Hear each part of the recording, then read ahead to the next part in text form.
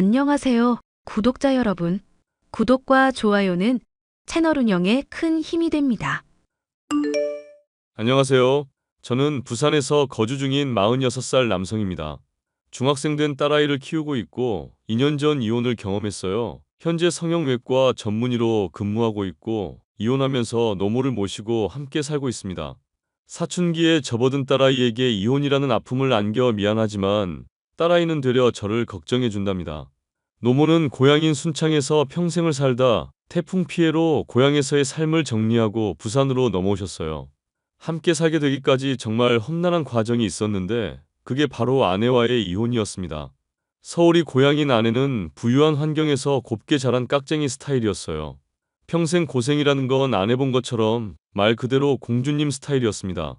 대학 다니던 시절 첫눈에 반해 제가 쫓아다녔고 오랜 연애를 한 뒤 전문의가 되고 결혼을 했습니다. 오랜 시간 함께하며 그만큼 믿고 의지했지만 한순간에 사이가 틀어져 버리니 저도 적잖은 충격이었어요. 오늘 제 인생에 오점을 남겨준 이혼 이야기를 해볼까 합니다. 많은 공감이 될 제 사연 들어보시겠어요? 이복의 권서방. 요즘 진아는 어떻게 지내는가? 안녕하세요, 장모님. 그동안 잘 지내셨죠? 진아는 잘 있습니다. 무슨 일이세요? 아니, 요즘 뭐 하고 지내냐고. 직접 물어보시면 되잖아요. 진아 휴대폰 번호 모르세요? 도통 연락이 돼야 말이지. 아무리 연락해도 받질 않고. 제 엄마 연락도 무시한다고. 무슨 일 있는 거 아니야?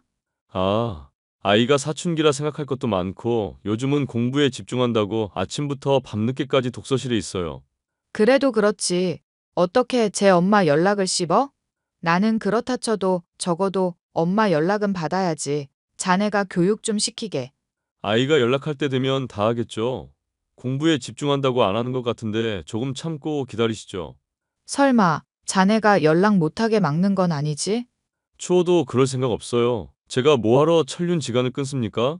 저도 진아랑 연락하기 힘들어요. 크게 신경 쓰지 마시고 기다리세요. 어휴, 답답해. 혹여나 연락 문제로 아이한테 스트레스 주실 거면 그러지 않으시는 게 좋을 겁니다. 예민한 시기니까 건드리지 않는 게 좋아요. 다시 한번 말하지만 자네 허튼 생각하는 거면 아니라니까요. 아직도 피해망상에 찌들어 계시네요. 이혼한 지 제법 시간도 지났고. 이제는 그만할 때 되지 않았어요? 아, 진짜. 이런 식으로 말씀하실 거면 그냥 연락하지 마세요. 아, 알았네. 왜 신경질인가. 나중에 다시 연락할 테니 그리 알게. 아내는 대학병원에서 근무하던 간호사였고, 저는 당시 레지던트 신분이었습니다. 같은 과에서 동고동락하니 평소에 이야기도 많이 하고 친밀한 관계를 유지할 수 있었죠. 나이도 동갑인데다가 제가 군의관으로 근무할 때에는 제가 있는 지역까지 면회를 왔던 유일한 동료였어요. 군 생활을 끝내고 다시 대학병원에 복직하고 전문의로서 외래 진료도 보고 본격적인 임무 수행을 하기 시작했습니다. 제 전담 간호사로 배정받으며 환상의 호흡으로 병원 생활을 이어나갔습니다. 그러다 보니 동료애로 똘똘 뭉쳐있던 감정에 사랑이 싹트기 시작했고 저희는 어느덧 병원 대표 커플로 유명해졌어요. 그렇게 서른이라는 나이에 저희 둘 사이에 갑작스레 아이가 생겨 결혼을 하게 됐습니다. 서로 사랑만 했지 결혼에 대해 진지하게 생각하지 않고 있던 상황이라 조금 당황스럽긴 했지만 저희는 오랜 고민 끝에 주변의 많은 축복 속에 결혼식을 올릴 수 있었어요. 자기야, 많이 힘들지? 아프고 신경 쓰일 게 한두 가지가 아닐 텐데. 고맙고 미안해. 아니야. 원래 다 이런 건데 뭐. 그래도 난산이라 수술할 뻔했는데 잘 참았어. 고생 많았고. 그러게. 진짜 죽는 줄 알았어. 이렇게 고생할 줄 알았으면 그냥 딩크족으로 살 걸 그랬어. 이왕 나온 거 우리 잘 키워보자. 조금 전에 아이 보고 왔는데 당신 닮아서 얼마나 예쁘던지 어떻게 시집 보낼지 걱정이야. 벌써 그 걱정을 해? 어이구, 이 팔불출아. 나는 힘드니까 당신이 많이 도와줘야 해. 그럼 그걸 말이라고 해? 우리 두 공주님들 내가 모시고 살아야지. 뼈랑 근육 다 뒤틀려서 산후조리 끝나는 대로 운동 다닐 거야. 몸매 관리해야지. 너무 무리하지는 마. 출산한 거 자체가 대단한 일인데 조금 천천히 회복해도 되잖아. 그러다 몸 상해. 할 수 있을 때 해야 하는 거야. 회복도 빠른 편이고 조리원 퇴소하고 나면 어느 정도 기운 차리겠지. 그래. 일단 지금은 아무것도 하지 말고 푹 쉬자. 그게 우선이야. 알겠어. 아이 사진 찍어왔지? 사진 좀 보여줘. 자, 여기 봐봐. 얼마나 예쁜지. 저희는 혼전 임신을 한 상태라 결혼하고 얼마 지나지 않은 시점에 출산을 했어요. 배가 불러오기 시작하면서 아내는 일을 할 수 없는 몸이 돼버려 휴직을 신청했고요. 아내는 임신 중에도 몸매 관리를 해야 한다며 하루에 한 끼는 샐러드, 도시락을 먹었을 정도로 관리에 엄청 정성을 쏟아부었어요. 요가부터 필라테스까지 임산부가 할 수 있는 운동이라는 운동은 전부 했을 정도니까요. 그래도 운동 덕분에 순산할 줄 알았는데 초산이라 그런지 난산을 겪었습니다. 수술 위기에 처했다가 어렵게 아이를 출산했죠. 아내는 아이를 낳고 몸조리는 확실히 해야 한다며 최고급 산후조리원에서 생활했습니다. 강남에 연예인들이 줄지어서 다닌다는 곳이었는데 3주 비용이 1,000만 원이 넘을 정도로 상당히 고가였어요. 그래도 고생한 아내를 위해 이왕 몸조리하는 거 제대로 하라며 뒷바라지 다 해줬습니다. 조리원을 퇴소한 뒤에는 집에 엄마, 장모님이 오며 가며 미역국, 반찬 등을 해다 주셨어요. 그런데 그때부터 뭔가 아내가 달라지기 시작했습니다. 처음에는 아이도 낳고 여러모로 예민해져서 그런 건가 싶었는데 아이를 낳은 사람과는 거리가 멀게 행동을 했거든요. 몸매 관리를 해야 한다며 수유 중임에도 불구하고 음식을 입에 대지 않고 쉐이크, 닭 가슴살, 샐러드 이런 것만 먹었어요. 베이비시터를 고용해 아이를 맡기고 낮 시간엔 왼종일 운동만 하더라고요. 자기야, 엄마랑 장모님이 가져다 주시는 음식들 왜 안 먹는 거야? 몰라서 물어? 나 관리 중이잖아. 아니, 적당히 해야지. 아무것도 안 먹고 그러다 몸 상한다니까? 아, 왜 그러는 거야? 관리하려면 염분 들어간 음식은 자제해야 하는 거 몰라? 그게 내 몸매를 망치는 일이라고. 아니, 그래도 그렇지. 당신 아이 낳은 지 한 달밖에 안 됐다고. 그러다 골병 들어. 안 그래도 출산하고 체형도 바뀌고 스트레스인데 당신까지 그럴래? 내가 알아서 하게 두라고. 다른 건 몰라도 모유 수유는 한 달 이상은 해야지. 아이 면역력을 좌우한다니까? 별걸 다 신경 쓰네. 의사라 이거야? 그런 거 아니어도 요즘 애들 영양제 잘 나와. 상관없어. 아니, 아이보다 중요한 게 어딨어? 물론 건강도 중요하지만 지금 지나칠 정도로 무리하는 거라고. 아주 대단한 의사 납셨네. 나도 간호사야. 그런 거 모를 줄 알아? 왜 당신만 아는 척해? 그게 아니라 당신이 걱정돼서 하는 소리잖아. 몸 상할까봐 걱정된다고. 집에 오면 남편, 아이 아빠로 행동해. 여기서 나는 당신 환자 아니야. 한두 살 먹은 어린애도 아니고 복직도 해야 하고 미리미리 관리 좀 한다는데 그게 그렇게 안 이뻐? 하루 종일 운동만 하고 도대체 아이는 시터한테 맡겨두고 당신이 하는 건 뭔데? 아이한테 조금만 신경 쓰라고. 아, 알았어. 잔소리 좀 그만해. 아내는 매번 베이비시터에게 아이를 맡기고 바깥으로 나돌았습니다. 어느 날 뉴스에 베이비시터가 아이들을 폭행하거나 괴롭히는 이야기가 보도되었고 제가 다 불안하더군요. 결국 엄마와 장모님이 번갈아 가며 아이를 봐주기로 하셨습니다. 당연히 저는 양가 어머니들에게 죄송한 마음이 들었고 괜한 짓을 하는 건가 싶었죠. 그런데 다행스럽게도 두 분은 제 마음을 이해해 주셨습니다. 원래 이러기도 하고 저러기도 하면서 키우는 거라고 말이죠. 그렇게 14년의 세월이 흘렀고 아이는 중학교에 입학했습니다. 한참 예민할 시기고 공부를 좋아했던 아이라 잘 챙겨줘야 했는데 아내는 이제 스스로 할 수 있는 나이라며 아이는 완전히 뒷전으로 생각하더군요. 보다 못한 제가 아기였을 때도 그렇더니 왜 나아지는 게 없냐며 아직 어린애라 돌봄이 필요하다고 했더니 뭐라는 줄 아세요? 제가 되려 과잉보호하는 거랍니다. 어이가 없었죠. 신경을 써줘야 하는 나이인데 과잉보호란요. 남들은 자식 옆에 찰싹 달라붙어서 이것저것 다 챙겨준다는데 아내는 정말 친엄마가 맞나 싶을 정도로 나 몰라라 했습니다. 결국 저희 부부는 양육 방식에 있어서 큰 의견 차이를 보였고 부부 싸움을 하게 되었습니다. 2달 정도 냉전 기류가 흘렀는데 그 적막감은 그리 오래가지도 못했습니다. 아이고, 권서방. 어쩌면 좋나. 우리 정말 망했어. 장모님 진정하세요. 무슨 일 있으세요? 이번에 내가 투자한다던 거 있지? 그거 사기를 당했지 뭐야. 어휴, 내가 죽어야지. 그런 말씀 하지 마세요. 자세히 얘기해 주실 수 있으세요? 엄마가 지난번에 재개발 예정인 곳에 빌라 봐둔 거 있어서 거기에 투자를 좀 하셨는데 뭔가 잘못된 모양이야. 사기당했다고 하는 게 그거지. 적은 돈도 아니고 20억을 홀라당 날려버렸으니 이제 어쩌면 좋아. 그거 내 전 재산인데. 장모님 일단 진정부터 하세요. 상황을 더 알아보고 조치를 취해야죠. 이미 틀렸어. 차라리 그냥 죽는 게 낫지. 그런 말 마시라니까요. 제가 도울 수 있는 거면 얼마든지 도와드릴 테니까 그 죽는다는 말씀 좀 하지 마세요. 자네가 날 도와준다고? 정말 그럴 수 있나? 여보, 우리 엄마 좀 도와주라. 당장 급한 것만 해결하면 자금난 해결되고 금방 갚을 수 있어. 응? 그러네. 당장 대출받은 것만 갚으면 내가 갖고 있는 부동산 굴려서 자금 마련하면 되니까 혹시 도와줄 수 있나? 대출금이 얼마나 되는데요?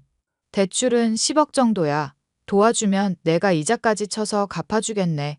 그러니 나랑 수인이 믿고 한 번만 도와주면 안 되겠나? 일단 제가 당장 융통할 수 있는 현금이 1억 정도예요. 더 큰 돈은 저희 엄마랑 이야기를 해봐야 합니다. 어머님이랑 당장 이야기 좀 해봐. 우리가 많이 급하거든. 응? 알겠어. 장모님, 제가 본가랑 이야기 좀 해보고 연락드릴 테니까 안정 좀 취하고 계세요. 말이라도 고맙네. 정말 이 은혜는 잊지 않을게. 정말 고맙네. 엄마, 지금 통화 가능해요? 좀 급한 거라. 무슨 일이니?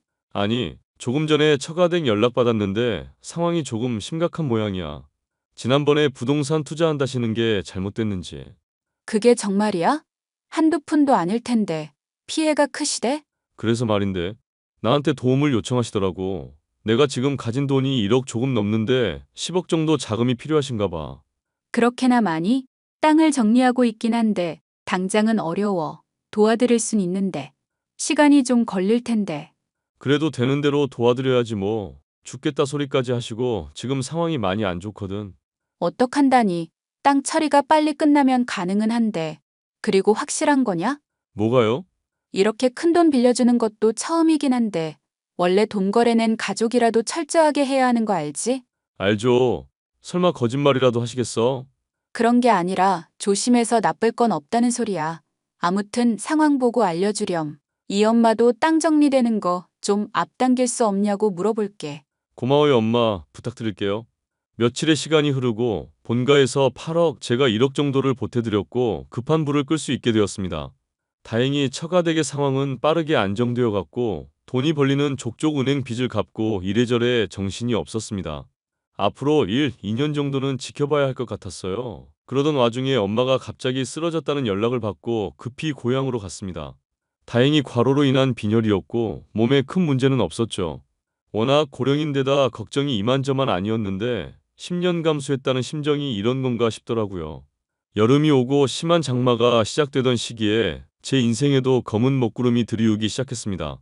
역대급 폭우 기록을 갈아치우며 매일매일이 전쟁 같았는데 우려했던 일이 발생하고 말았죠. 부모님이 계신 고향 지역이 폭우 최대 피해 지역이라 수많은 이재민이 발생했던 겁니다. 걱정되는 마음에 부모님께 전화를 했지만 받질 않으셨고 불안한 마음은 계속 커질 수밖에 없었어요. 다음 날이 되어서야 엄마한테 연락이 왔는데 다행히 일찌감치 피해서 무사하다는 말을 듣는데 정말 다행이었습니다. 대신 집을 잃었고 산 밑에 위치해 있던 집이라 복구하는데 시간이 얼마나 걸릴지 모르는 상황이었어요. 엄마, 괜찮은 거 맞죠? 뉴스 보니까 피해가 심각하다던데. 말도 마라. 겨우 빠져나와서 시내 호텔로 피해 있어. 휴대폰도 배터리가 없었다가 이제 충전하고 연락하는 거야. 집은 어떻게 됐어요? 엄마, 아버지 무사한 거죠? 걱정하지 마라.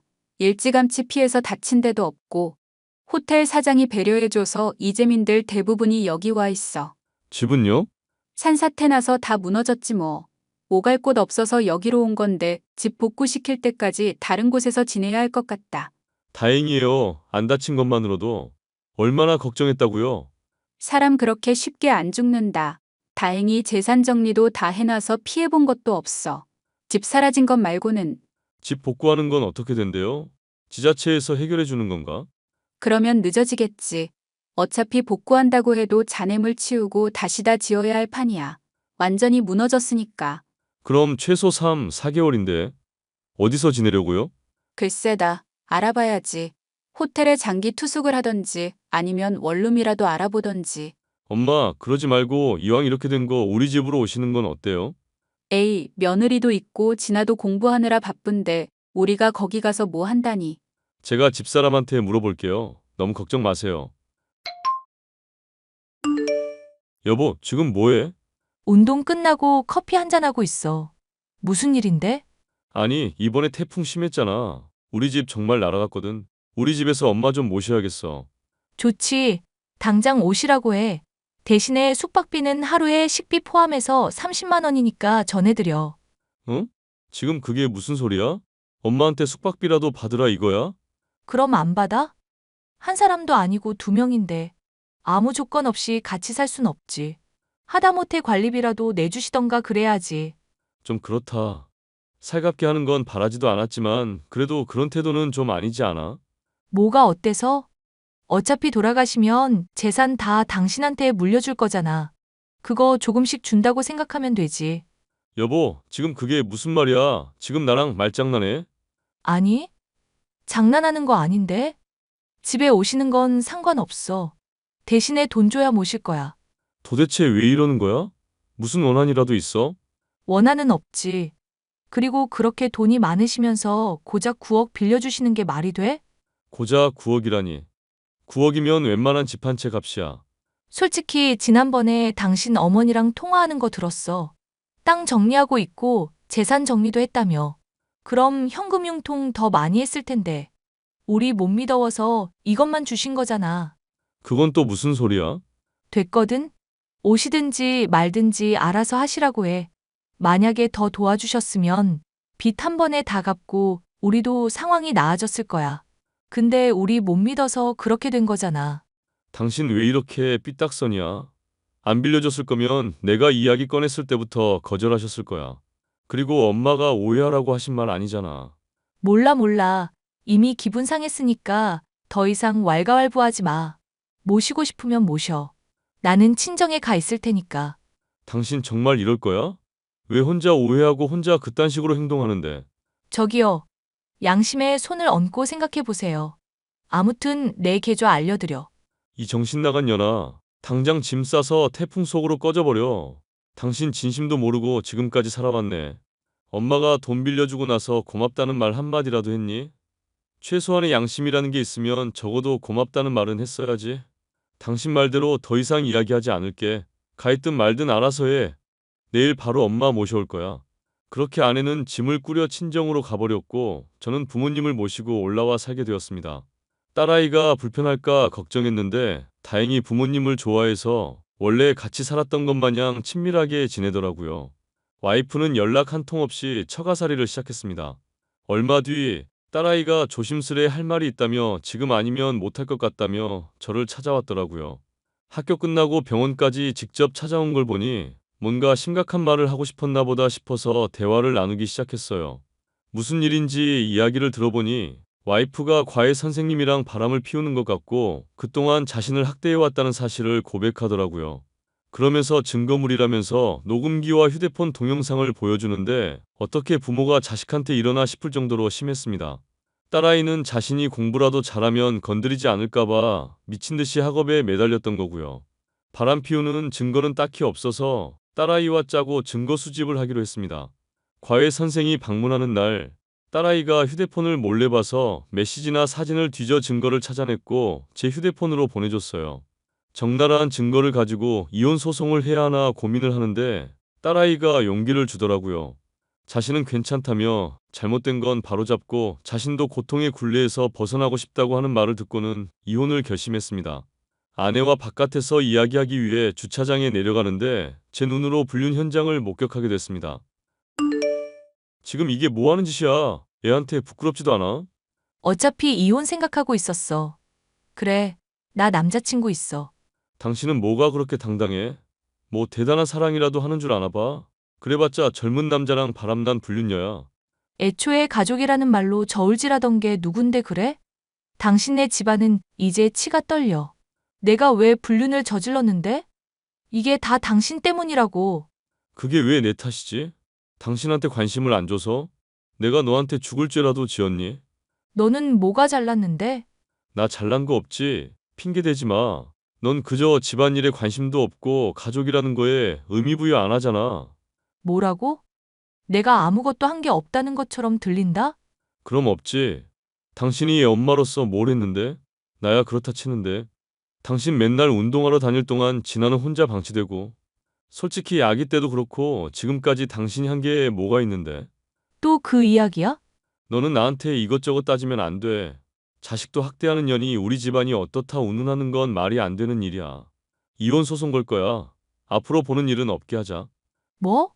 이혼? 이혼이 그렇게 쉬운 줄 알아? 내가 쉽게 이혼해 줄 것 같아? 그래서 이혼 소송한다고. 잘잘못 따져서 갈라서자. 나도 더 이상은 못하겠다. 그래. 어디까지껏 해보라지. 누가 무섭대?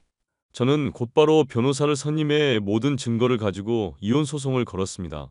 물론 상간남 소송도 함께요.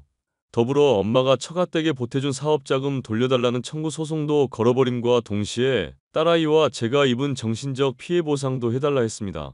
사업이 안정화되어 가고 있지만 엄마가 보태준 자금을 빼면 다시 어려워질 상황에 처가댁은 난리가 났습니다. 억 단위가 넘는 돈을 주게 생겼으니 당장 발등에 불꽃 튄 것처럼 말이죠. 하지만 당당하게 돈을 못 주겠다길래 작성했던 차용증을 증거로 내밀었고 저는 모든 소송에서 승소했습니다. 위자료로 3천만 원, 상간남에게 1천만 원, 그리고 처가댁은 일시불로 갚을 능력이 안 돼서 매달 1천만 원씩 보내주기로 했어요.